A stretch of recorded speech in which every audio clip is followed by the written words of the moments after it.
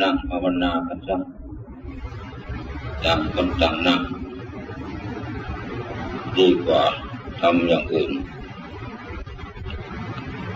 ทุกสิ่งทุกอย่างเราก็เคยทำมามากพิธีกรรมเราทำตามแบบแผนของโบราณที่ท่านเคยกระทำมาในส่วนที่เป็นบุญเป็นกุศลที่ปราชญ์บัณฑิตท่านคิดค้นขึ้นมาเป็นกติกาสำหรับที่จะรักษาจารีตประเพณีเพื่อ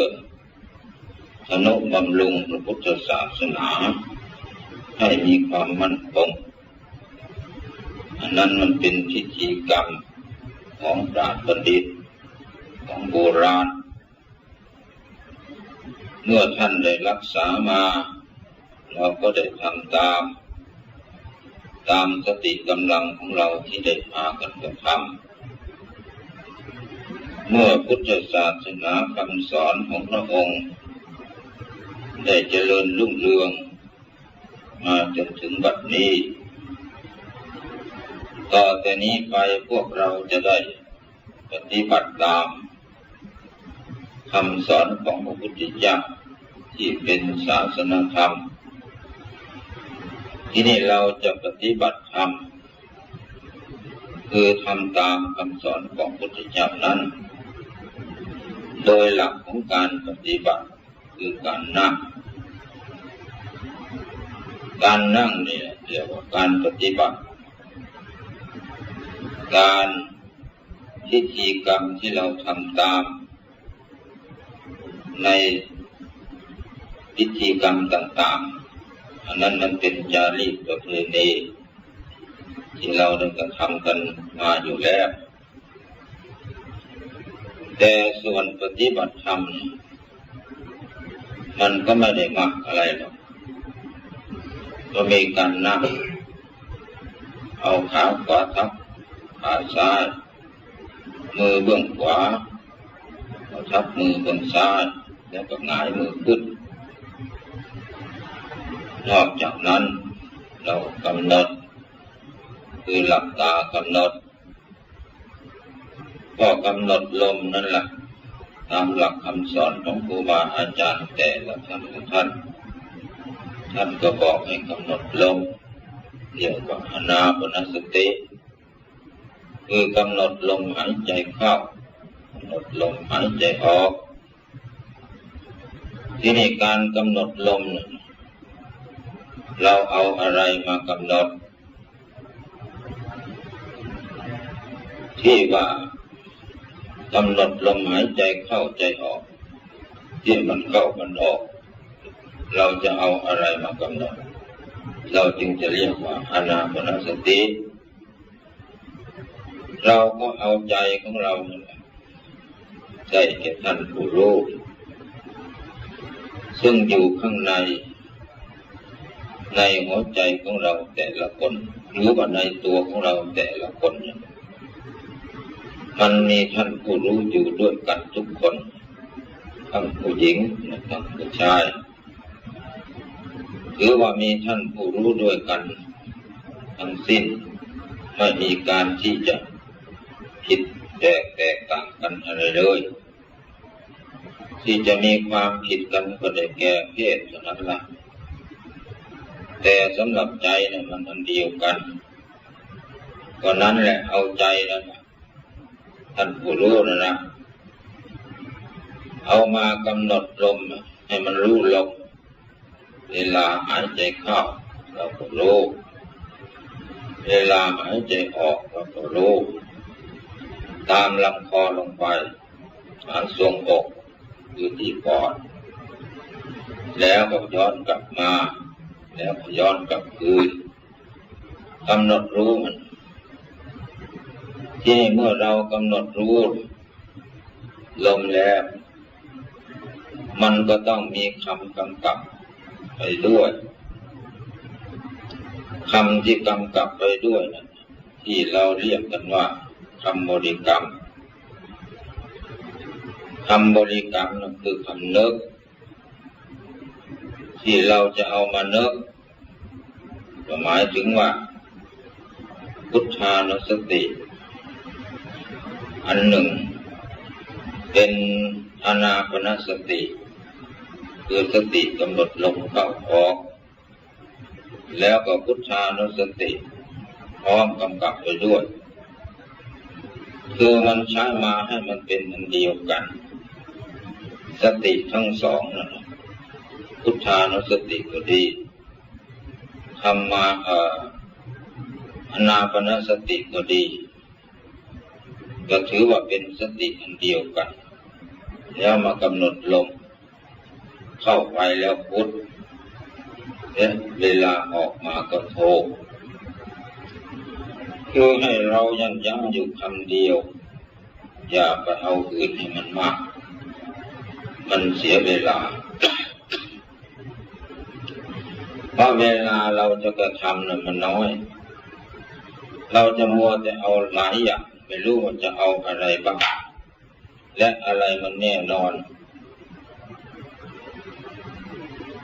กลายเป็นเรื่องยุ่งก็ไม่ใช่ยุ่งเกินไปหรอกก็เป็นยุ่งตัวเองนะแล้วจะเกิดความสงสัยว่าอะไรมันแน่นอนและอะไรมันถูกมันก็จะไปคิดอยู่ตรงนั้นคิดถูกกับคิดผิดกลัวผิดแล้วก็กลัวถูกไม่รู้ว่าอะไรมันผิดไม่รู้อะไรมันถูกเราก็เกิดความสงสัยมันจะเสียเวลาคือว่าเราเอาพุทธานุสติอานาปานสติคือกำหนดลมหายใจเข้าออกพุทเข้าไปโทออกมาเพื่อจะทำให้มันเป็นอันเดียวเพื่อจะหลอมให้มันเป็นอันเดียวเหมือนกับทองเงินหน้าโลหะต่างๆนั่นแหละเข้ามาใส่หม้อต้มพอต้มเข้าไปแล้วสิ่งทั้งหลายมันก็เปื่อย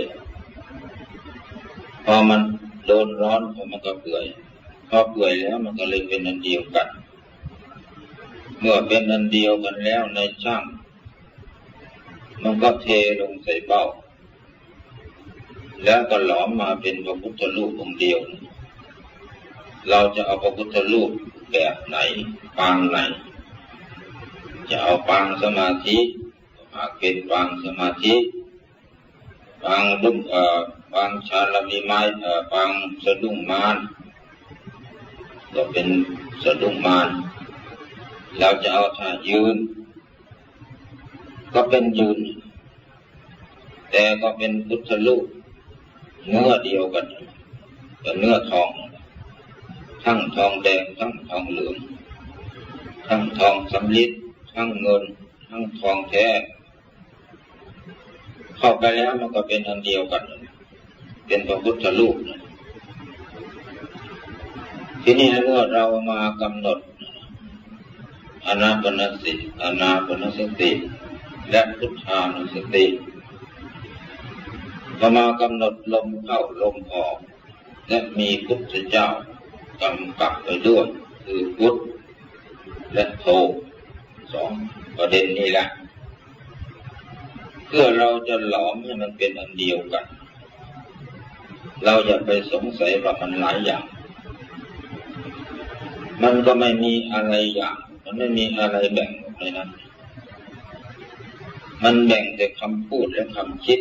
ความคิดตัวของเขานะมันไม่มีอะไรแบ่งเราไปแบ่งเอาเองไปแยกเอาเองแบ่งไว้ก็ให้ยากตัวเองแบ่งแล้วก็เลยจะเอาตัวนี้ก็เสียดายตัวนั้นเอาตัวนั้นก็เสียดายตัวนี้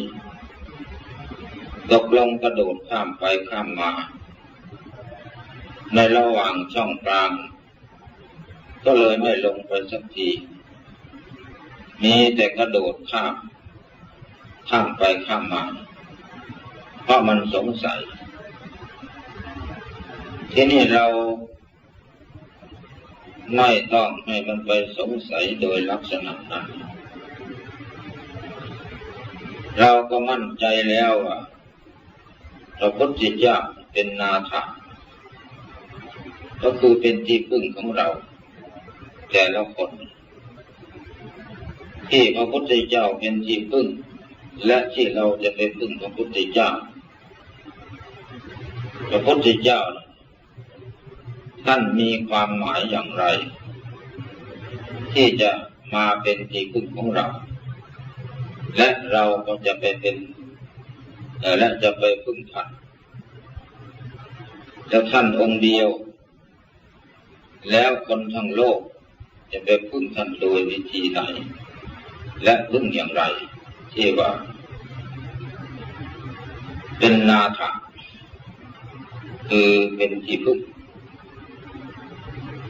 แล้วเมื่อพึ่งแล้วมันเป็นอย่างไรพระพุทธเจ้าท่านจะคุ้มครองเราอย่างไรและคุ้มครองไม่ให้ไปไหนที่เราจะไปอยู่กับท่านและพึ่งท่านเราก็ต้องควรจะรับทราบและควรที่จะเข้าใจก่อนที่เราจะ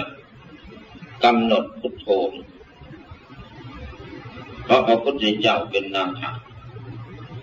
เมื่อเราเข้าไปพึ่งท่านแล้ว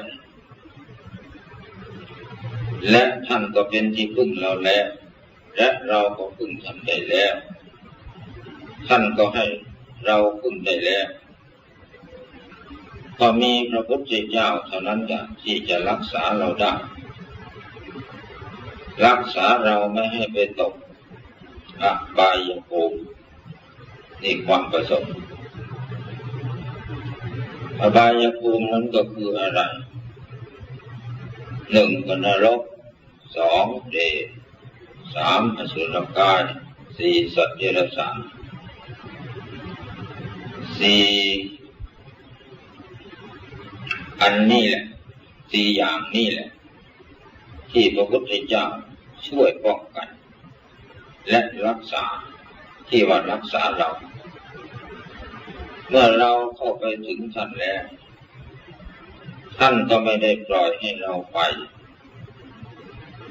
ท่านก็มาให้เราไปตกในอบายภูมิทั้งสี่และท่านก็ให้อยู่ในพระคุณของท่านพระคุณของท่านก็ได้แก่คุณธรรมคุณธรรมนั้นจะนำให้เราไปไหนแต่คุณธรรมนั้นท่านก็บัญญัติเอาไว้ในเรื่องสุขติอันเป็นที่รับรองของพวกนักบุญอันเป็นที่รับรองของผู้ที่มาระลึกถึงพระพุทธเจ้าว่าเป็นนาถะหรือว่าเป็นที่พึ่งคือสุขติสวรรค์นั่นน่ะสวรรค์ก็มี6 ชั้นแต่พรหมโลกมันก็มี16 ชั้นอันนี้เป็นทางเป็นหนทางที่เราจะต้องไปในเมื่อเวลาพระพุทธเจ้าที่มาเป็นที่พึ่งของเราแล้วท่านก็สกัดกั้นไม่ให้เราไปที่นี่ใครเป็นผู้ไปเมื่อเป็นที่พึ่งแล้วใครเป็นผู้ไปก็ท่านผู้รู้นะไม่ได้เอาร่างกายของเราอันที่นั่งอยู่นี่ไปคือเอาท่านผู้รู้ผู้ที่อยู่ข้างในนะในเมื่อมันดับธาตุดับขันธ์ไปแล้วผู้ที่อยู่ข้างในไม่มีที่อยู่แล้วไม่มีที่อาศัยแล้วคือไม่มีร่างกายที่จะเกาะแล้วจำเป็นเขาก็ต้องออกเมื่อเขาออกไปแล้วเขามีนาถะคือที่พึ่งได้แก่พระคุณของพระพุทธเจ้าคือพระธรรมพระธรรมนั่นแหละผู้ปฏิบัติดีแล้วย่อมไปสู่สุคตินี่เบื้องต้นท่ามกลางก็คือพรหมโลกแต่ที่สุดก็คือพระนิพพานนั่นแหละคุณของพระพุทธเจ้า มีความหมายสำหรับเราชาวพุทธซึ่งเราจะมาปฏิบัติท่านจึงให้กำหนดจิตของเรานั้นนะให้มีการยับยั้งตั้งให้มั่นอยู่ในท่ามกลางคือความเป็นกลางซึ่งเรียกว่ามัชฌิมากลางกระใจกลางหน้าอกเรานี่แหละทรวงอกเรานี่แหละก็กำหนดท่านผู้รู้ตามลมเข้าไปมันก็ไปไหนมันก็ไปในทรวงอกมันก็เป็นในหน้าอกแล้วออกมามันก็ออกจากทรวงอกหรือหน้าอกเรานี่แหละก็มาแค่ปลายจมูกแล้วก็ย้อนกลับก็กำหนดมันอยู่แค่นั้นคือไม่ต้องเอาอะไรมันมาเอาอย่างเดียวนั่นแหละถึงทำคำสอนขององค์สมเด็จพระผู้มีพระภาคเจ้าจะมีมากทั้ง 84,000 พระธรรมขันธ์ก็ตามเราทั้งหลายก็ยังสรุปรวบรวมเข้ามาว่าจะมาอยู่ที่ใจอันเดียวเราก็ยังสรุปเข้ามาได้ถึงแม้ว่าจะมีมาก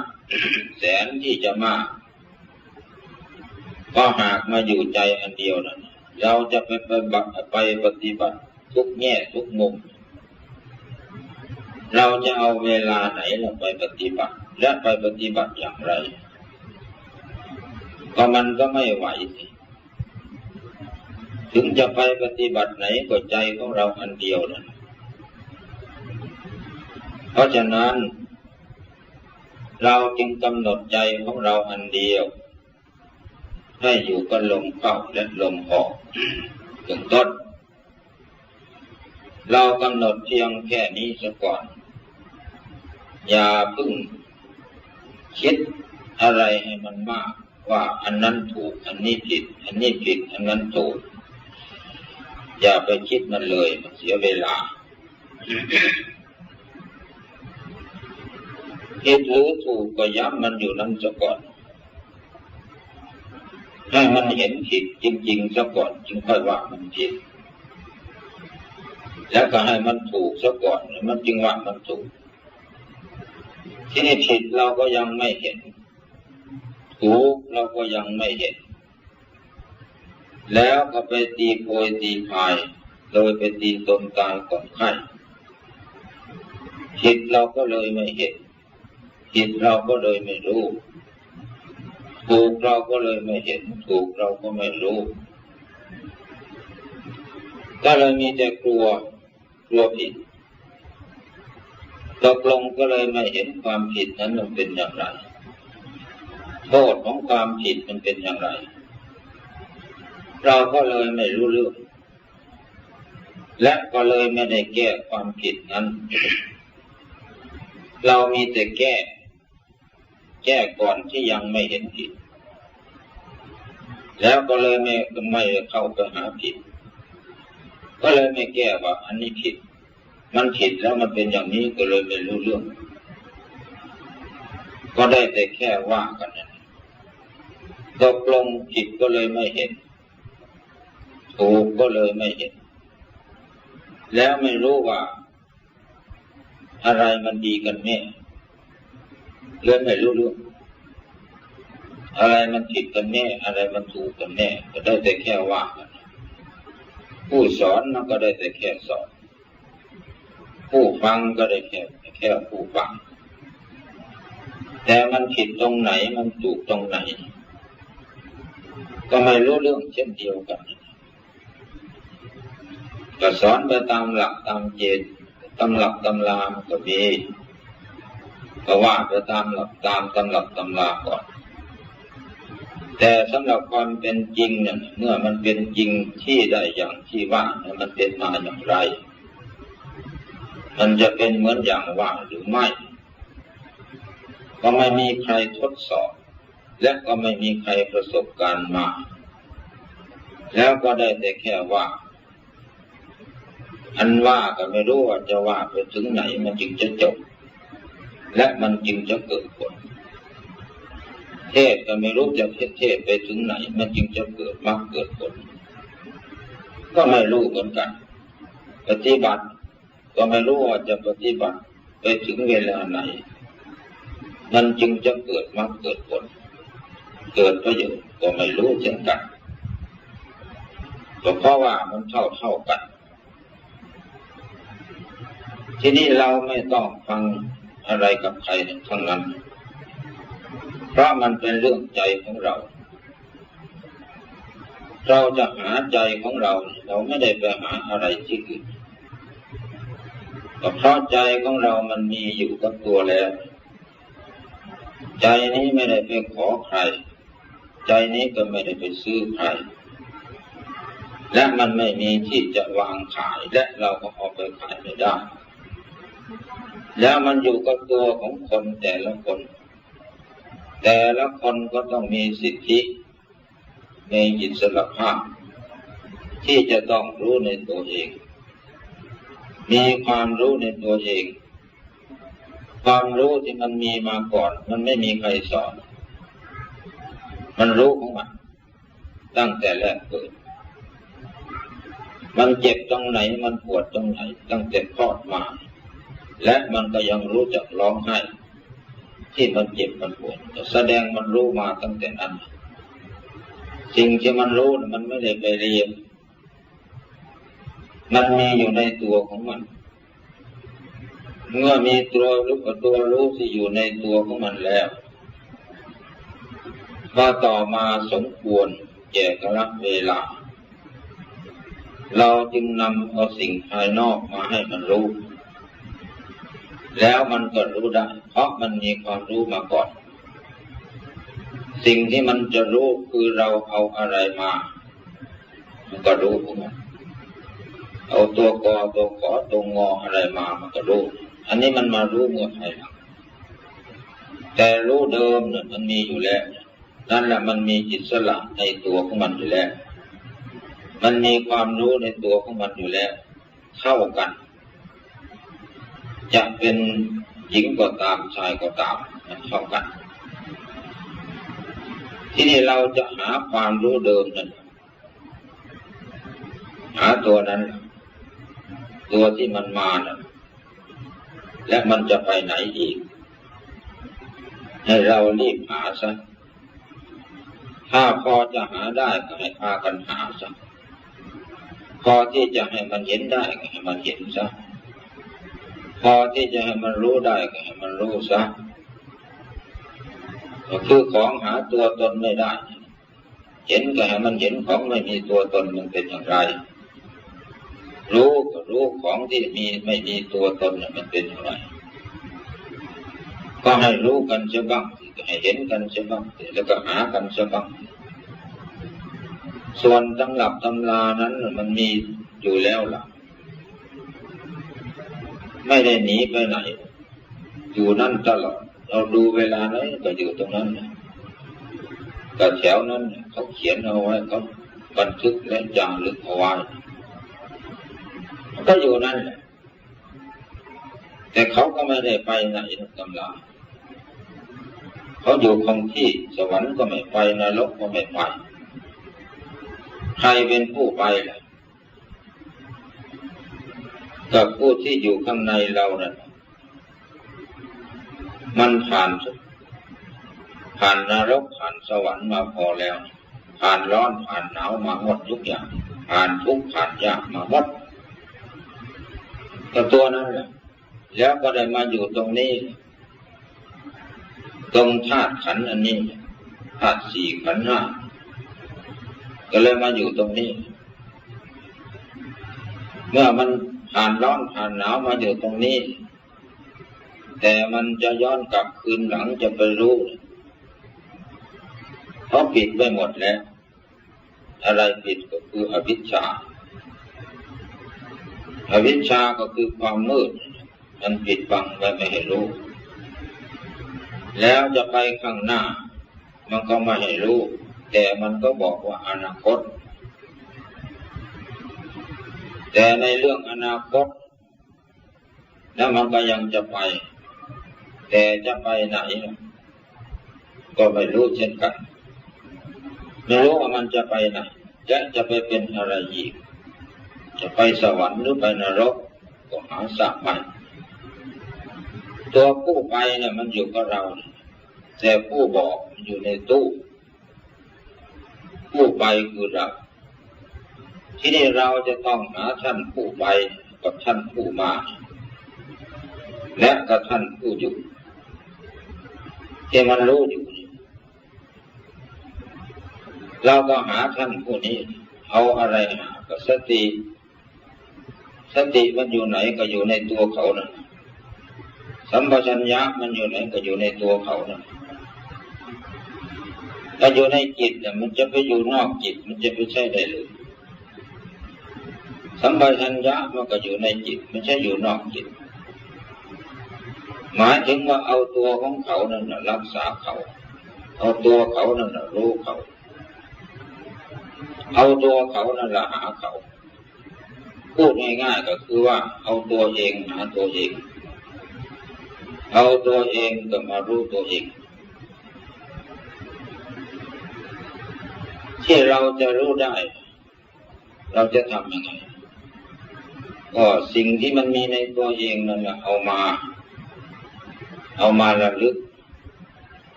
กในตัวเขาก็ให้รู้เขาในเมื่อเราบริกรรมพุทโธก็สตินั่นแหละเป็นผู้หลักผู้ระลึกสัมปชัญญะนั่นแหละเป็นผู้รู้เราก็หาเอาตัวเองหาตัวเองในนี้แล้วเราก็ย่ำเอาพุทธะคือพุทโธเป็นที่ตั้งและเป็นฐานของจิตให้จิตของเราตั้งในองค์พระพุทธเจ้าคือพระนามของท่านได้แก่พุทโธที่ว่าเป็นนาถะก็ให้เป็นฐานที่ตั้งของจิตและให้มันเป็นที่พึ่งพาอาศัยของจิตในเมื่อจิตที่เข้าไปสู่สภาพความเป็นพุทธะและความเป็นพุทโธแล้วก็พระพุทธเจ้าพระองค์ท่านก็จะต้องรักษาท่านก็จะต้องรักษาที่นี่เรามันไม่ได้เข้าไปมันมีแต่ว่างเฉย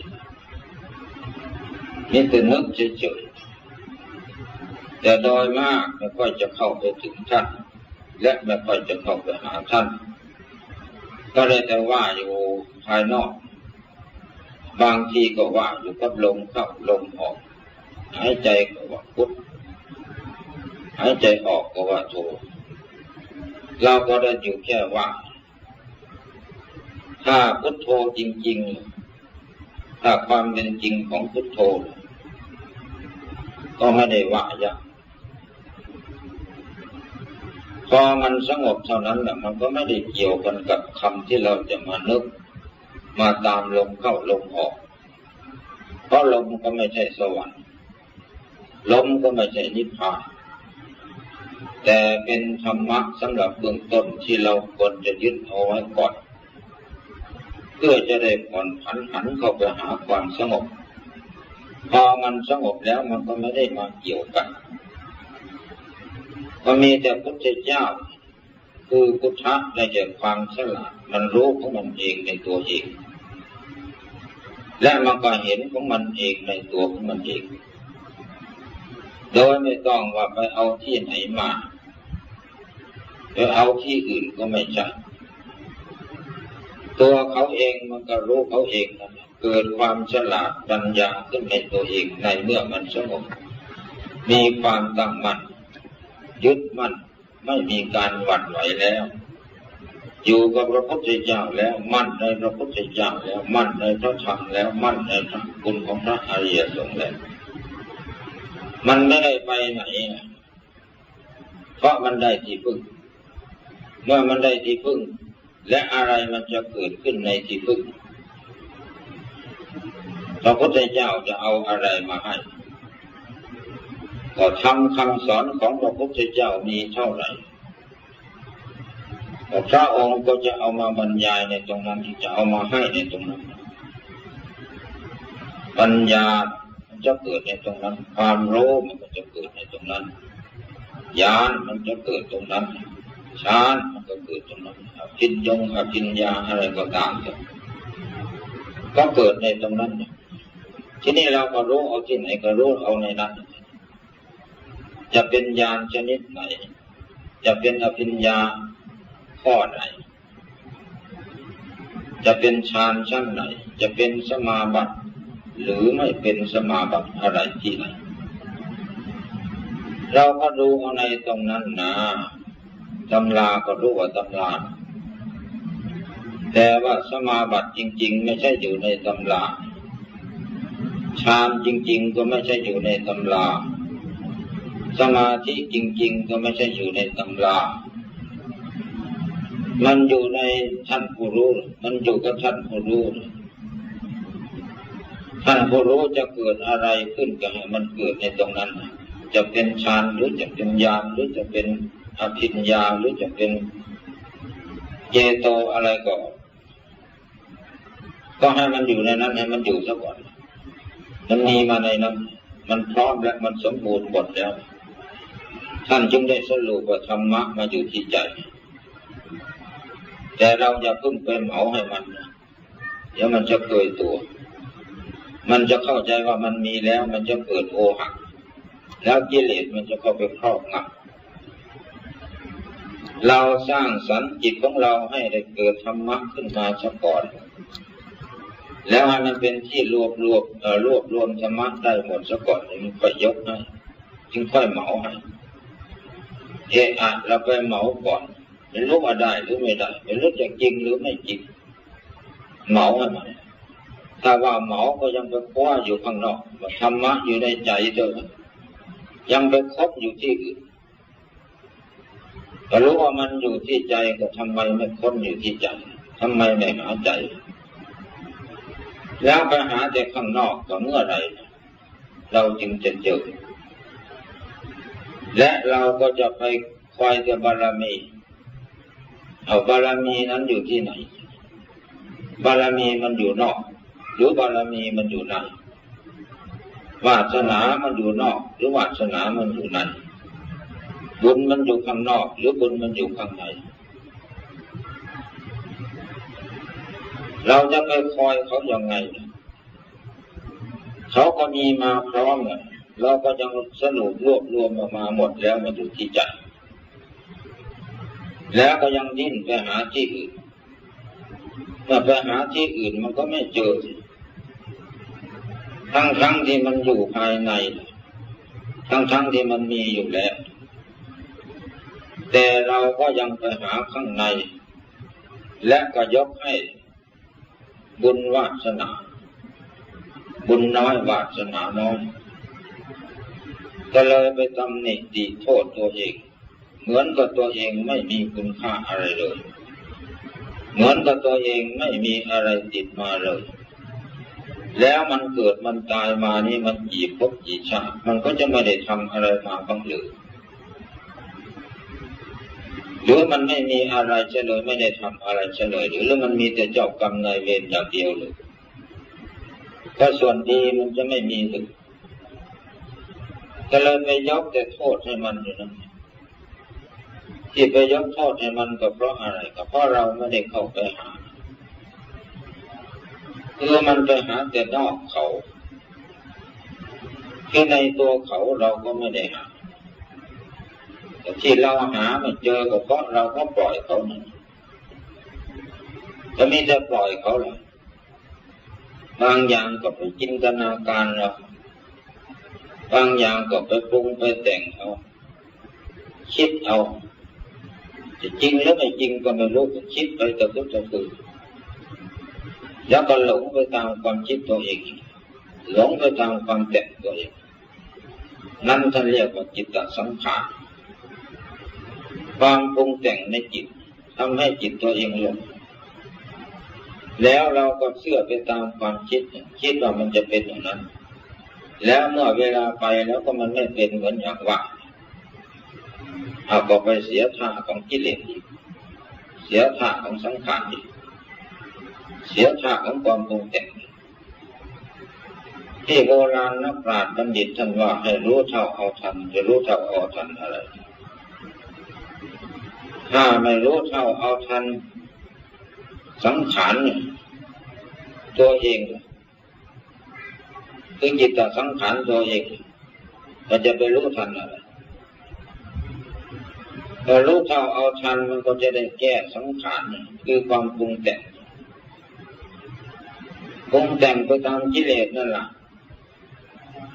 ปรุงไปตามความโลภปรุงไปตามความโกรธปรุงไปตามความหลงปรุงไปตามอวิชชาตัณหามานะทิฏฐิตัวสังขารมันปรุงไปหมดท่านจึงให้เข้าไประงับดับสังขารตัวนี้ที่ว่าเราจะให้เข้าไปรู้เท่าเอาทันแต่รู้เท่าเอาทันตัวนี้เพื่อจะไม่ให้มันมีการปรุงการแต่งเข้าไประงับที่ว่าให้ทำสมาธิภาวนาเพื่อจะแก้ปัญหาตัวนี้เพราะมันเป็นผีหลอกเรามาหลายภพหลายชาติแล้วเราเข้าไปรู้มันเท่านั้นก็จะได้แก้ตัวนี้เตสังอูปาสโมสุโขความเข้าไประงับดับเสียสิ้นสังขารทั้งหลายเป็นสุขแต่สังขารตัวนี้เนี่ยไม่ใช่สังขารนอกสังขารนอกคือสังขารร่างกายมันไม่ได้ไปอะไรมันยากแต่เวลามันก็ไปของมันก็หมดของมันแต่สังขารในสังขารในขันธ์ห้าที่มันปรุงมันแต่งนั่นแหละเข้าไประงับดับสังขารตัวนั้นคือเข้าไปรู้เท่าเอาทันแล้วก็จะได้แก้ปัญหามันนั่นไม่ต้องให้มันปรุงมันแต่งอะไรมากระงับมันได้แต่ความรู้มันที่จะเกิดขึ้นมาอีกมันจะมีอะไรเกิดขึ้นไหมถ้ามันมีความสงบตั้งมั่นเป็นสมาธิชำนิชำนาญแล้วมีความมั่นคงแล้วดีแล้วถ้ามันไม่มีความรู้และปัญญาอะไรเกิดขึ้นจากมันก็ค่อยเลิกแล้วก็อยากไปทำอีกก็ได้ก็ลองดูสิว่ามันจะมีไหมที่นี่เราไปพูดกันไว้ก่อนว่ามันไม่มีอะไรมันสงบไปแล้วมันก็จะแล้วไปไม่ได้เรื่องอะไรไม่อะไรต่ออะไรก็ว่าเหมือนกับความสงบไม่มีความหมายเกิดตำหนิความสงบทั้งที่พระพุทธเจ้าก็สอนให้มีความสงบวิเวกวางเวงมีความสงบแล้วเอาแต่ความสงัดและวิเวกภายนอกแต่ความวิเวกภายในหรือความสงบภายในไม่มีความหมายหาว่ามันไม่ดีถ้าลองเข้าไปสงบดูสิว่ามันจะมีความหมายไหมมันจะมีอะไรเกิดให้เห็นไหมถ้ามันไม่มีอะไรเกิดให้เห็นถ้ามันไม่รู้อะไรเนี่ยจึงค่อยว่าเถอะจะเลิกก็เลิกจะเลิกบัญญัติธรรมะข้อนี้อย่าเอามาใช้เลยถือว่าพระพุทธเจ้าบัญญัติผิดสมถะกรรมฐานอุบายที่ทำให้สงบทำให้ใจสงบแต่เมื่อมันสงบแล้วมันไม่มีความหมายธรรมะข้อนี้ก็ตัดออกซะถ้าหากว่ามันไม่มีสาระประโยชน์คนเราก็มักจะไปโทษอันนี้เนี่ยมันจึงไม่มีใครได้ติดสุขติดสงบติดนิมิตหลงนิมิตเหมือนกับตัวเองเคยหลงมาแล้วเหมือนกับตัวเองเคยติดมาแล้วมันให้โทษพูดอะไรก็มีแต่พูดเอาเองแต่ตัวเองยังไม่ประสบการณ์มาแล้วตัวเองก็เลยไม่ได้เข้าไปดูไปรู้ไปเห็นสิ่งเหล่านี้เลยก็เลยมีแต่หากระถาแล้วกิเลสมันก็ครอบงำเอาไว้ก็ปิดเอาไว้มันก็เลยมาให้เห็นก็เลยว่ามันไม่มีโทษกันเลยแต่พอเราไปมีความเห็นนะที่นี่เราอย่าไปคิดอย่างนั้นเข้าไปเลย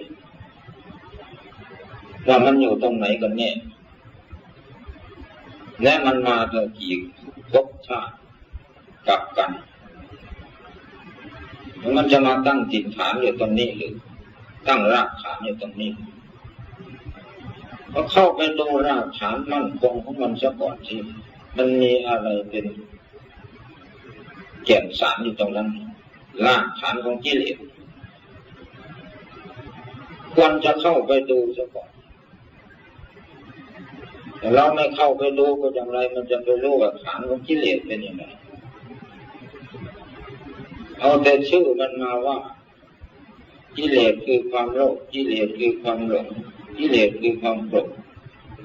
กิเลสคืออวิชชาตัณหามานะทิฏฐิก็ว่ากันกามาสวะภวาสวะอภิวาสวะแล้วพวกอาสวะกิเลสทั้งหลายชื่อมันเราก็ดูได้ที่หนังสือแต่ตัวจริงมันเป็นยังไงเข้าไปดูก่อนที่ว่าท่านให้เรานั่งภาวนาสมาธิเกิดความตั้งมั่นในจิตเพื่ออะไรก็เพื่อจะเข้าไปรู้พวกนี้แล้วก็จะเข้าไปเห็นพวกนี้เห็นแล้วก็อย่าไปกลัวมันแต่มารยาเจ้าเล่ห์มันมากสารพัดที่มันจะเอามาหลอกมาล่อให้เราทั้งที่มันให้รู้ทั้งที่มันเอามาหลอกมันก็หลอกให้เรารู้แล้วก็รู้ว่ามันหลอก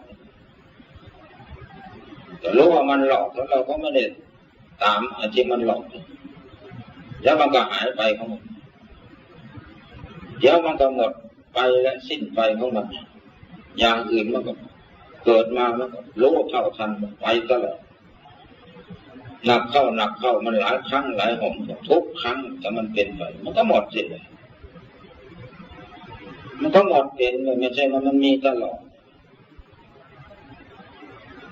กิเลสมันก็จะได้เบาบางด้วยอำนาจแห่งมีความสงบตั้งมั่นเป็นสมาธิกิเลสมันจะมาหลอกมันก็ไม่ไปมันจะเป็นการตั้งมั่นเลยถ้าไปตั้งมั่นแล้วถ้ามันไม่มั่นมันก็หลอกมันก็ไปถ้ามันมีความมั่นแล้วมันหลอกยังไงมันก็ไม่ไปมันก็ไม่หลอกหรอกอย่างไรมันติดมันก็ไม่ติด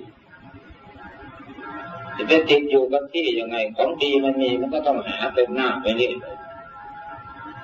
ที่นี่เราไม่ได้เข้าใจในเรื่องของการปฏิบัติก็พากันพูดไปอะไรไปแล้วไอ้ธรรมะกับของเก่านั้นก็สงสัยกันแล้วไม่เป็นถามแล้วก็ถามตอบแล้วก็ตอบไม่รู้ว่าจะไปสิ้นสุดตรงไหนเอาแต่ปัญหาขึ้นมาถามแล้วก็จะให้แต่คนอื่นเขาตอบแล้วตอบไปแล้วมันเอาไปเป็นประโยชน์อะไรได้บ้างมันก็ไม่ได้เอาไปอะไรเอาไปคุยอีกแหละถ้าเขาตอบผิดก็หาว่าเขาไม่รู้ก็ไปโทษเขาอีกก็ตัวเองมันไม่ได้ถามตัวเองก็ไม่ได้ตอบตัวเองก็ไม่ได้รู้ในตัวเองแล้วไปอาศัยแต่ความรู้จากคนอื่นความรู้ในตัวเองก็เลยไม่มีเพราะขาดความตั้งมั่นขาดความสงบถ้าจิตเรามีความสงบตั้งมั่นเป็นสมาธิแต่มันไม่มีทางสงสัยหรือสงสัยอะไรก็มันรู้แล้วก็มันเห็นแล้วก็มันได้แล้วหรือสงสัยอะไรธรรมที่เขาเขียนไว้ใครจะไปตีความหมายอะไรมันได้ถูกหมดทุกอย่างเหมือนกฎหมายข้อเดียวกันคนหมดสภาพูดมันเหมือนกันเมื่อไหร่มันไม่ได้เหมือนกันธรรมะข้อเดียวกันนั่นแหละอธิบายมันก็ไม่ได้เหมือนกันคนละอย่างเหมือนตั้งกระทู้ขึ้นให้พระสอบทั้งประเทศเวลาแต่งกระทู้มาไปอ่านดูสิมันไม่ได้เหมือนกันแต่เวลาเขาตรวจแล้วเขาก็ยังให้คะแนนกัน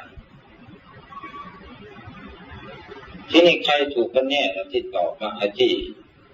แต่งกระทู้มาก็ไม่มีว่าใครคนนี้ถูกและสำเร็จก็เท่ากันนี่เพราะความสงสัย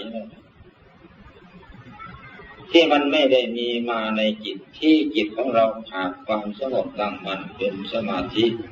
มีแต่พากันไปภาวนาไม่รู้ว่าภาวนาเอาอะไรหาอะไรแล้วก็พากันไปนั่งคิดโน่นคิดนี่กันว่าคิดอนิจจังทุกขังอนัตตาก็ไม่รู้ว่ากี่ประโยค มันไม่ได้เกินนาทีเอาเรื่องอื่นมากบไปหมดธรรมดากิเลสมันไม่ให้เราจะได้คิดได้ละเอียดก็ในเมื่อมันไม่มีหลักไม่มีความสงบหาว่าตัวเองไปพิจารณาธรรมแท้จริงไปคิดสเปะสปะแล้วก็ออกมาว่าโอ้พิจารณาธรรมดีรู้ดีหมดอันนี้เรื่องของกิเลสอ้างไว้กันตัวเองไว้จะไปอ้างก็ทำไมใครก็จะไปรู้ความคิดตัวเองแต่ในเมื่อที่มันมีความสงบตั้งมั่นเป็นสมาธิมันไม่ได้ไปคิดยากมันรู้ของมันเองตายนี่มันแน่นอนมันรู้ที่มันจะไปรู้อะไรภาวนามันรู้อันนี้รู้อนิจจังทุกขังอนัตตารูปธรรมนามธรรมคือกายกับจิตไม่ต้องไปพูดให้มันสัตว์ให้มันสูงมันหลงรู้กายรู้จิตรู้จิตรู้กายพูดมันง่ายๆอย่างดีกว่าเบื้องบนจะขึ้นเช้าลงไปขึ้นไปเบื้องต่ำจะไปผมลงมานี่รูปธรรมแต่นามธรรมมันก็อยู่ในรูปธรรมแต่รู้ใครเป็นผู้รู้คือนามจะเป็นผู้รู้คือใจเอาใจนี่ให้มันมั่นใช่มันจะไปไหนพิจารณาดิพิจารณาอะไรยากก็มันอยู่แล้วมันจะไปยากอะไรมันยากแต่มันยังไม่อยู่ก็ให้มันอยู่ชำนาญต่อกันทั้งสิ้น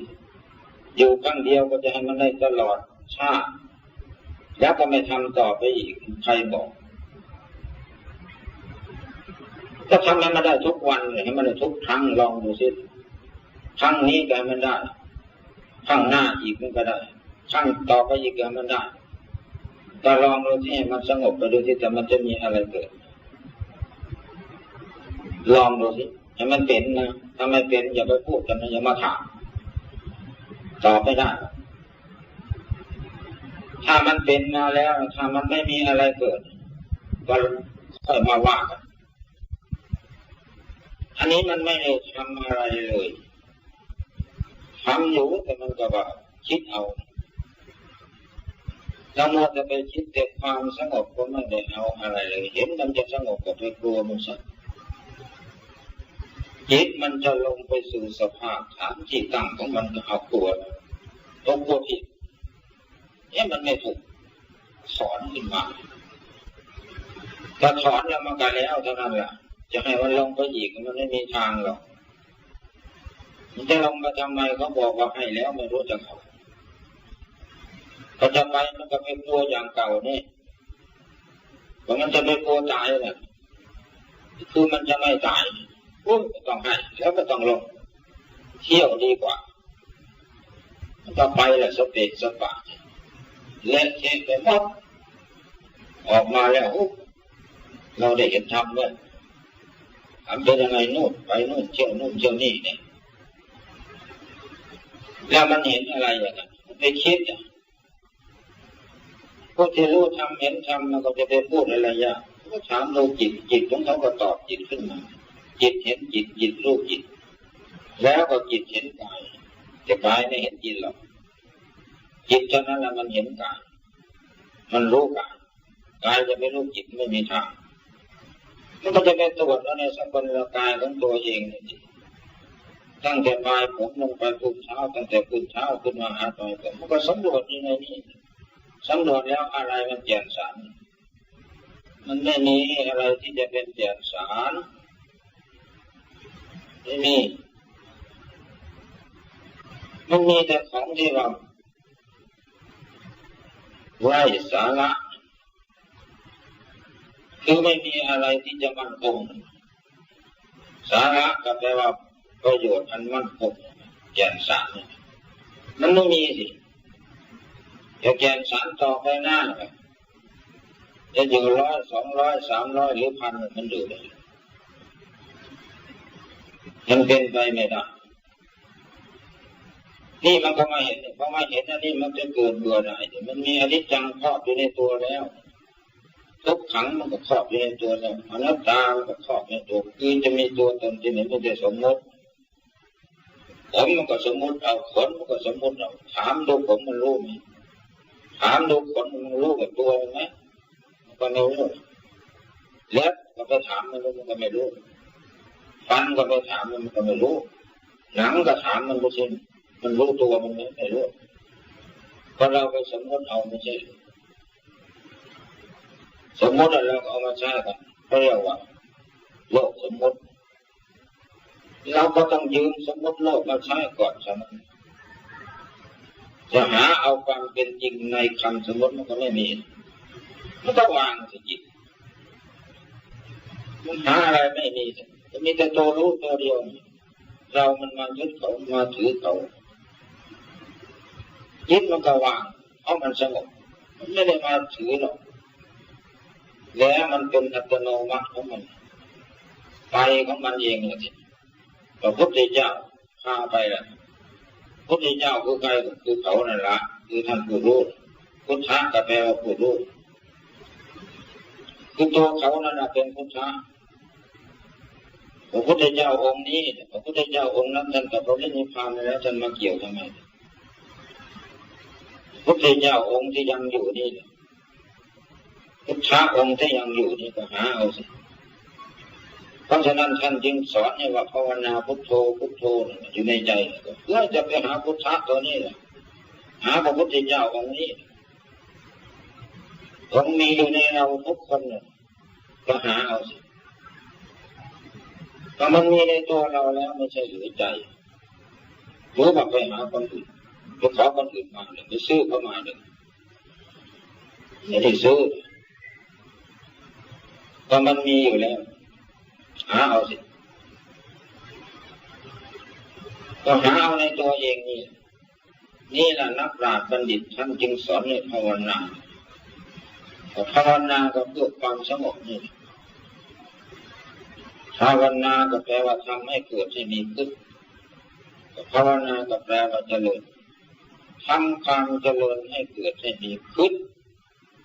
นั่นเนี่ยจึงได้เรียกว่าภาวนาก็ตีความหมายมันออกภาวนาแปลว่าความฟุ้งซ่านที่ตั้งมันทำไมมันไม่จำเป็น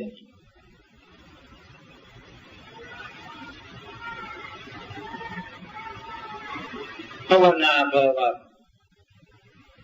ทำความสงบหรือทำความเจริญให้เกิดให้มีขึ้น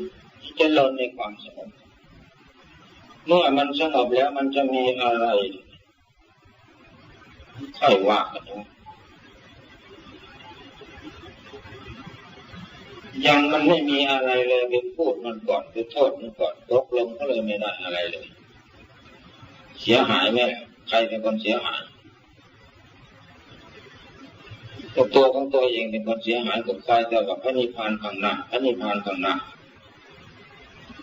จะมีหรือไม่มีก็ไม่รู้พระนิพพานข้างหน้าตราบใดที่ยังมีกิเลสเต็มพุงอยู่มันพระนิพพานอะไรมันจะมีกิเลสมันหมดเดี๋ยวนี้กับพระนิพพานมันก็มีเดี๋ยวนี้กิเลสหมดตรงนี้พระนิพพานมันก็มีมาตรงนี้กิเลสหมดเมื่อไรกับพระนิพพานก็เมื่อนั้นแต่กิเลสยังไม่หมดสุคติสวรรค์พรหมโลกอยู่ใน11 ชั้นอีก5 ชั้นเป็นชั้นของพระอริยะถ้ามันอยู่ในนี้เราไม่ใช่เลยดิ้นไปทำไมจะหาไปทำไมหาทำไมถึงหาไกลของอยู่ใกล้ๆทำไมไม่เอาแล้วตัวเองก็ไม่ได้เสกตัวเองเลยไม่ได้สวดให้ตัวเองสวดก็ให้แต่คนอื่นแล้วตัวเองเป็นอะไรพิเศษหรือ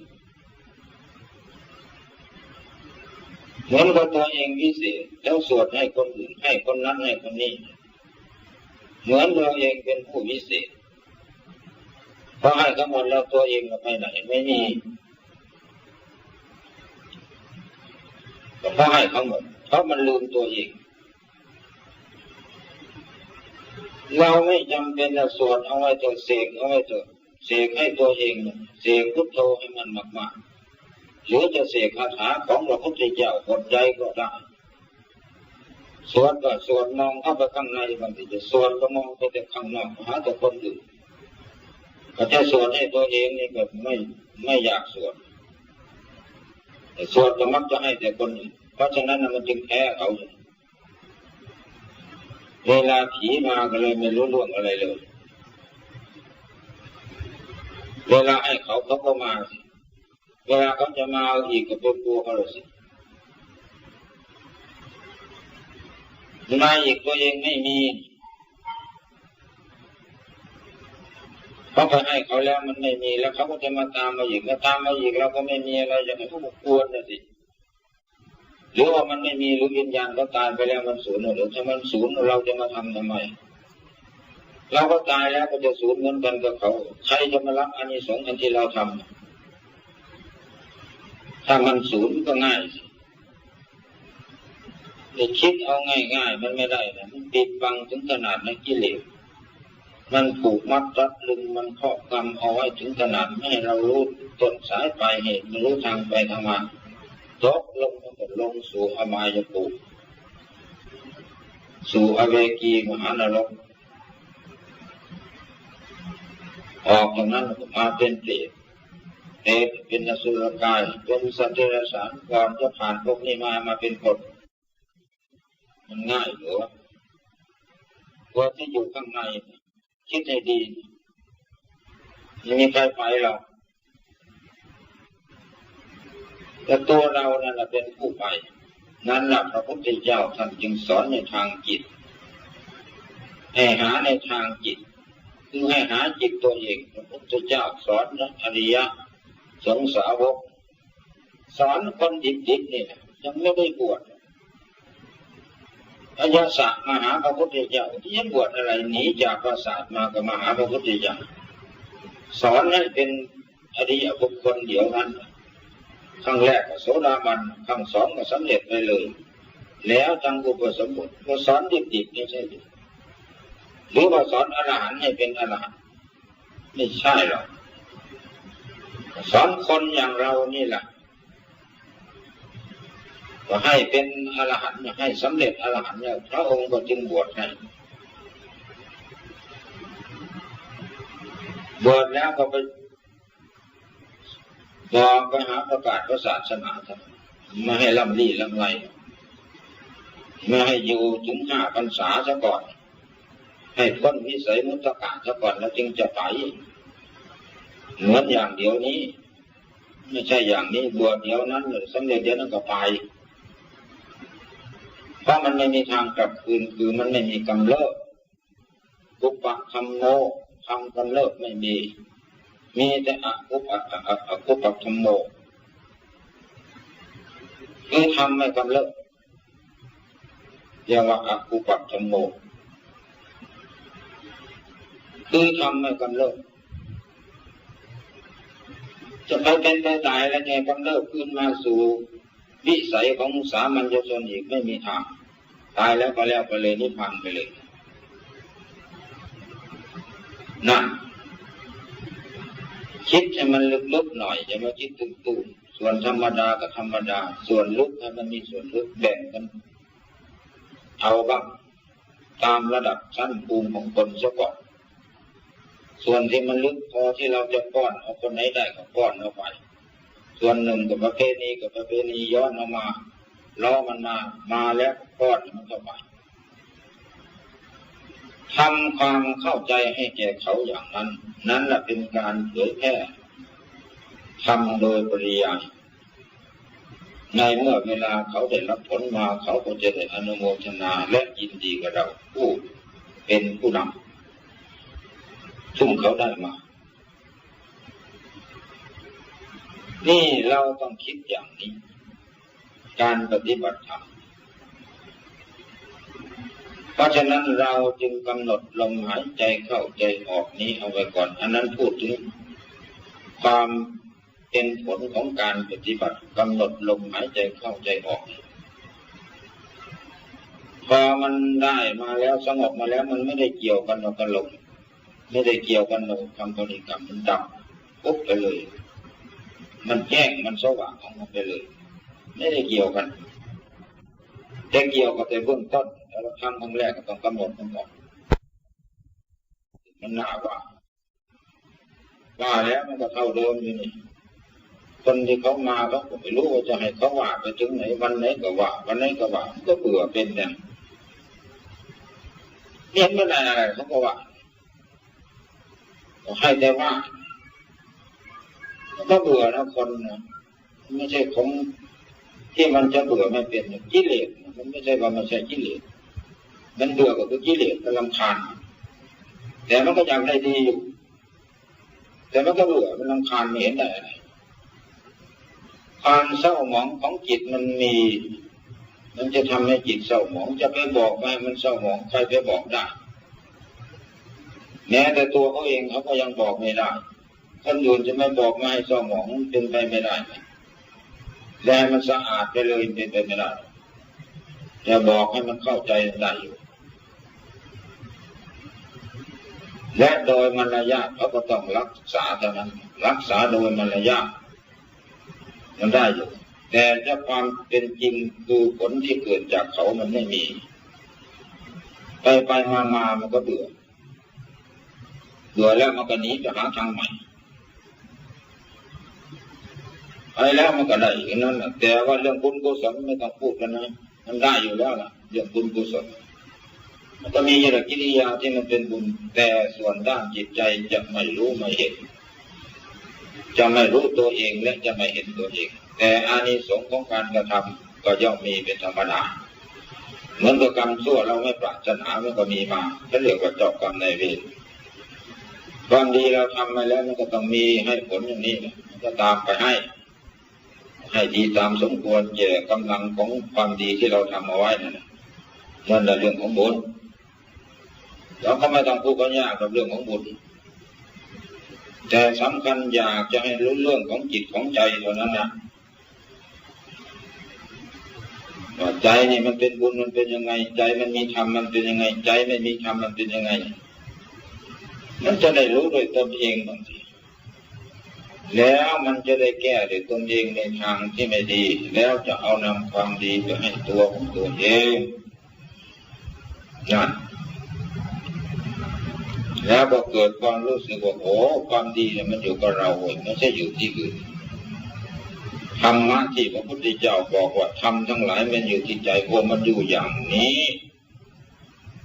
ก็จะได้เข้าใจอย่างนั้นอันนี้มีแต่ว่าเอาเลยไม่ได้นะเดี๋ยวมันเคย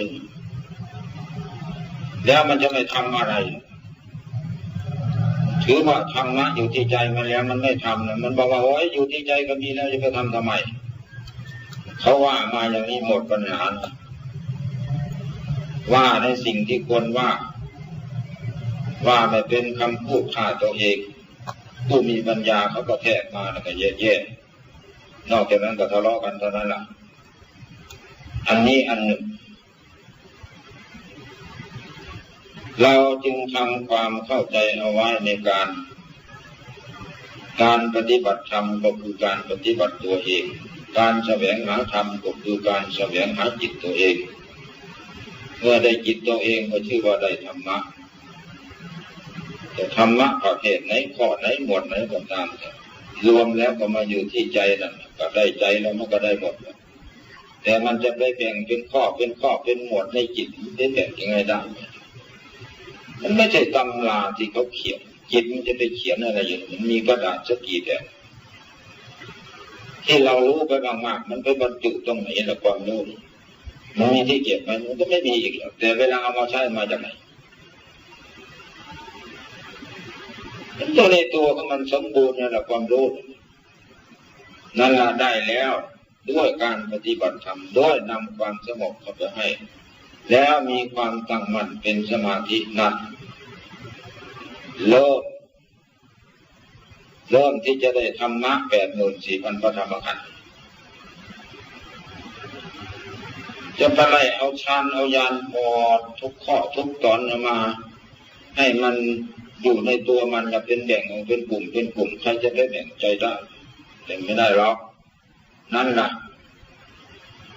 ให้ทำความเข้าใจอย่างนี้สำหรับนักปฏิบัติของเรา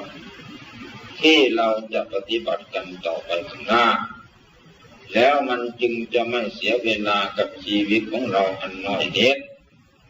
เพราะชีวิตมันเป็นของมีคุณค่าและเกิดมาแล้ว20 30 40 ปีเท่านั้นล่ะ50 ปีเลยเท่านั้นล่ะแล้วก็จะแตกดับไปโดยธรรมชาติแล้วเราจะเอาอะไรติดไปให้เราพากันคิดอย่างนี้ถ้าเราทำได้มันก็ไม่ยากครั้งสองครั้งมันก็ติดมันก็ต่อไปแล้วเราก็จะเอาอะไรมันเป็นเรื่องของเราเราจะไปหรือไม่ไปอันนั้นเป็นเรื่องของเรานี่ทำความเข้าใจอย่างนี้นะการปฏิบัติของเรามันจึงจะเป็นไปด้วยความสะดวกจะถูกต้องหรือไม่ถูกต้องก็อย่าพึ่งว่าอย่าไปอ้างแต่ว่าตัวเองถูกอย่างเดียวก็ไม่ได้มันทำแล้วมันได้แล้วก่อน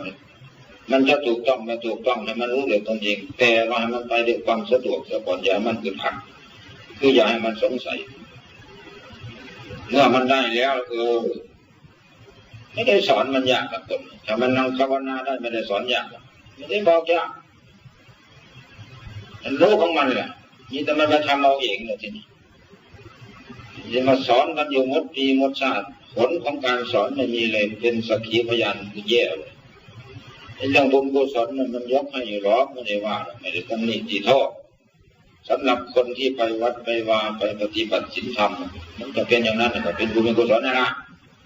แต่ก็อยากจะให้รู้ในทางจิตทางใจบ้างเพื่อเราจะเอาไปเป็นสมบัติของตัวเอง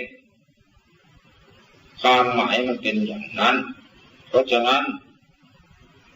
การแสดงธรรมมาก็เป็นเวลาหลายนาทีพอสมควรแก่เวลาจึงจะขอยุติในการแสดงธรรมเทศนาเอาไว้แต่เพียงเท่านี้เอวังก็มีด้วยประการฉะนี้สาธุ